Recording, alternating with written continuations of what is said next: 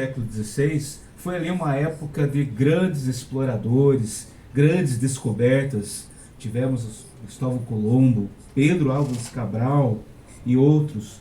Mas no século XVI que Martinho Lutero redescobriu o Evangelho de Jesus Cristo. Já comentamos dos outros pré-reformadores. Também eles viram o Evangelho precisava ser dito.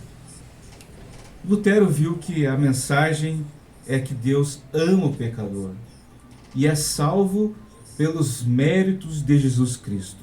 Nós não estamos falando aqui pela primeira vez isso. Quantas e quantas vezes falamos que os méritos, as obras que nós fazemos não nos vai fazer alcançar o céu, não nos vai fazer alcançar a salvação em Cristo Jesus, pois Jesus é a salvação. É o mérito daquilo que Ele fez por nós, pelo seu sofrimento, pela sua morte lá na cruz. E graças a Deus, Deus o ressuscitou para nos dar a vida. Vamos lembrar que o apóstolo Paulo, lá em Efésios capítulo 2, versículo 8 e 9, ele exorta: porque pela graça sois salvos, mediante a fé, e isto não vem de vós, é dom de Deus, não de obras, para que ninguém se glorie. Então já no início do século I, Paulo já falava, Jesus já falou, e as pessoas não conseguiam perceber que é em Cristo que somos salvos. E Pedro, o apóstolo Pedro, também falou isso, registrado em Atos dos Apóstolos, capítulo 15, versículos 11. Mas cremos que fomos salvos pela graça do Senhor Jesus, como também aqueles o foram. Assim, Pedro se referindo às outras pessoas que foram salvos pela graça do Senhor Jesus. A igreja do Senhor Jesus foi destinada a ser gloriosa, sem mácula, sem ruga, mas infelizmente no decorrer dos séculos afastou-se da sã doutrina apostólica, tornando-se defeituosa, corrupta e maculada. E no dia 31 de outubro de 1517, Martinho Lutero afixou 95 teses na porta da igreja de Wittenberg, na Alemanha, o que apontava os desvios teológicos, doutrinários e institucionais em que a Igreja Católica Romana estava incorrendo. E é sobre as teses que quero compartilhar com os ouvintes. É bem verdade que não será uma explanação das 95 teses, né? Mas algumas aqui eu quero destacar. O que fez, até o irmão Anderson já falou da igreja e quais erros que aqueles pré-reformadores viram, vendo que era preciso olhar para a Bíblia. E olhando aqui o livro que ele trouxe, vai dar certo aquilo que quero falar. Aquilo que John Huss viu naquela época, em 1300 para 1400, que o Senhor da igreja é Jesus Cristo, e não a igreja Senhor do Senhor Jesus.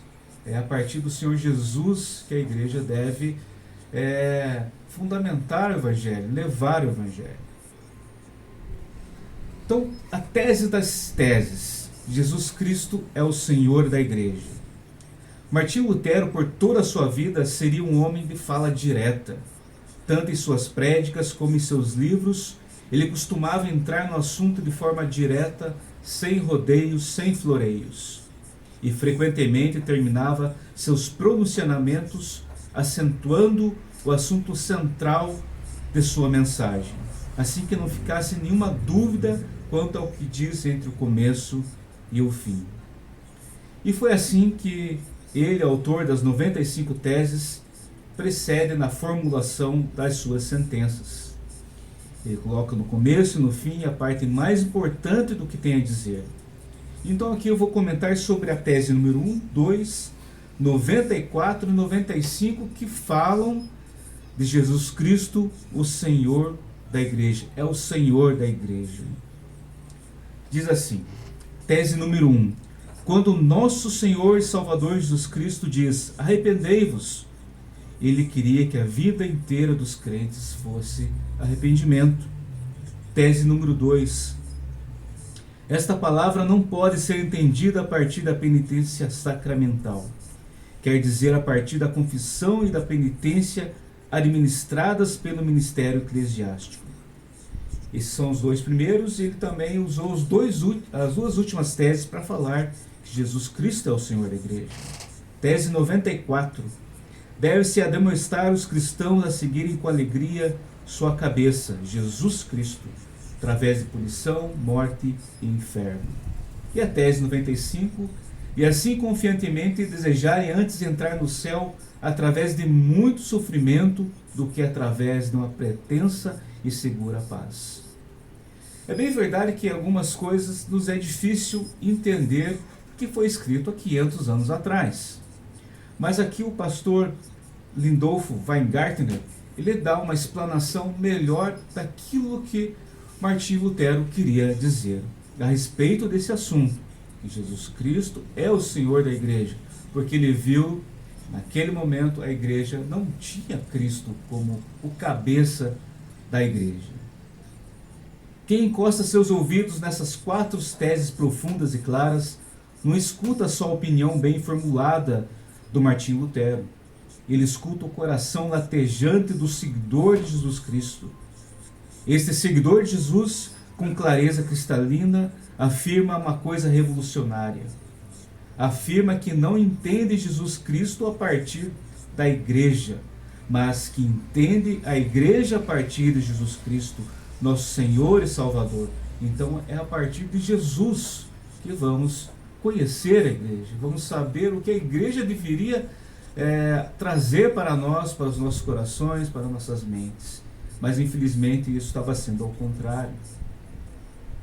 Não entende a palavra dele a partir de uma prática observada na igreja, mas quer submeter esta prática ao que Jesus Cristo falou.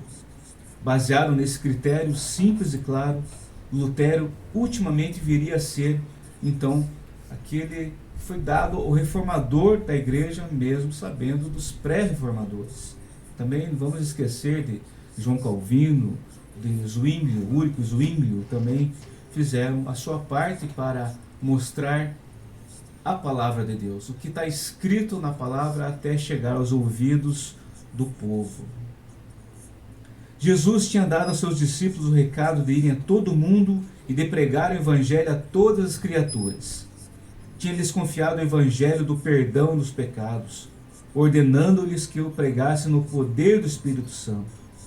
Este evangelho, assim, nunca seria palavra dos discípulos, seria sempre a palavra de Deus. Nunca seria posse da igreja que esta pudesse manipular assim como bem entendia. Então essa era uma crítica de Lutero, que a igreja manipulava a palavra de Deus da maneira como as pessoas responsáveis naquela época queriam. A igreja, pelo contrário, deveria ser constantemente disciplinada e guiada pelo Evangelho de Jesus. Lutero, mais tarde, chegaria a afirmar: a igreja é criatura do Evangelho. Isto é, o Evangelho faz a igreja, e não é a igreja que faz o Evangelho. E este era o mal da igreja no tempo de Martinho Lutero. A igreja se tinha apoderado do Evangelho de Jesus e o administrava a seu critério. Quem vivia inserido na realidade e na prática da igreja já não tinha acesso à mensagem libertadora da palavra de Jesus, porque no confessionário ele ouvia mais de punições e de atos de penitência do que do perdão conquistado para ele através do sacrifício de Cristo na cruz. Então, em vez de ir lá ouvir a palavra de Deus, você somente seria punido. O relacionamento pessoal com Deus em Jesus Cristo tinha passado para segundo plano. A coisa importante era o relacionamento correto com a igreja e a submissão total a ela. Nesse cenário espiritual, as palavras de Lutero deveriam soar como toques de corneta. Jesus Cristo, o Senhor e Salvador, falou no começo, ele continua falando hoje. Vamos entender a sua palavra como sendo a palavra de Jesus que está falando. Então não a entendamos como a palavra da igreja, ajeitada por ela, como ele critica a igreja na tese número 2. Esta palavra não pode ser entendida a partir da penitência sacramental, quer dizer, a partir da confissão da penitência administrada pelo ministério eclesiástico. Lutero queria dizer que só Jesus Cristo é o cabeça da igreja, não é alguma outra autoridade. O que importa é que o corpo siga a cabeça por tudo, com alegria, mesmo por sofrimento e punição, sim, mesmo pela própria morte. Entendemos que as 4 teses citadas contêm explosivos de alta potência. Talvez começamos a entender porque as 95 teses, essas sentenças de Martinho, em poucas semanas viriam conversa de rua no país inteiro. Lutero, com suas teses, havia tocado num nervo que estava à flor da pele de milhares de cristãos, sedentos pela palavra de Deus. O homem de Deus tinha dito uma coisa em público pela qual, bem por dentro, inúmeras pessoas preocupadas e angustiadas tinham esperado havia muito tempo. Então, irmão Anderson, imagine quanto tempo você quer ouvir a palavra, sabe que há um Deus, sabe que há a palavra, a Sagrada Escritura, e você não podia ouvir. Era somente para um grupo fechado. E somente eles poderiam interpretar a maneira como eles queriam para manipular as pessoas. Difícil. É difícil porque somente para um povo, sendo que a palavra está distribuída para todos, né, avô? Para todos. Isso aí. Bom, para não nos alongarmos muito, como falei, são muitas teses, são as 95, só falei 4, mas fala sobre o arrependimento, sobre o perdão dos pecados, enfim, tudo o que ele estava combatendo, sobre a questão das indulgências também. Sobre isso quero ler somente algumas teses aqui, que vejam o que às vezes nos dias de hoje as pessoas estão buscando, algo para que sejam perdoadas, ou algo para que elas conquistem o caminho para o céu. A tese número 32. Quem crê ter certeza da sua salvação confiando em cartas de indulgência será condenado eternamente junto com seus mestres. Então, ele já combatia isso. Pessoas pagavam para serem perdoadas.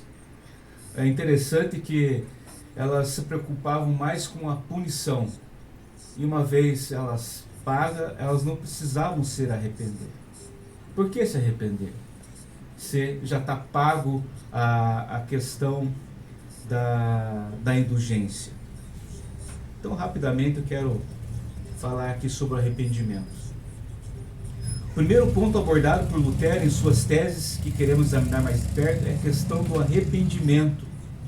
É uma questão tão importante que não poderemos separá-la da tese das teses, que Jesus Cristo é o Senhor da igreja, a qual já tratei. Então, a tese de número 39 e 40 é que fala sobre o arrependimento. A 39. Deverá ser dificílimo mesmo para o mais douto teólogo anunciar ao povo simultaneamente o alto valor das indulgências e o verdadeiro arrependimento. Tese 40. O verdadeiro arrependimento busca e ama as punições. O sem número de indulgências, no entanto, ensina ou ao menos sugere odiá-las. O que isso quer dizer? Cristo quer que a vida inteira do crente seja um arrependimento. Quer dizer que arrependimento é uma atitude interna que dura a vida toda, que mexe constantemente com o coração da pessoa, que a faz odiar o que é ruim e rejeitável perante Deus, e a que a faz desejar o que é de seu agrado. E este arrependimento não pode ser separado da fé. A pessoa só consegue arrepender-se crendo em Cristo, porque só nele Deus perdoa pecados.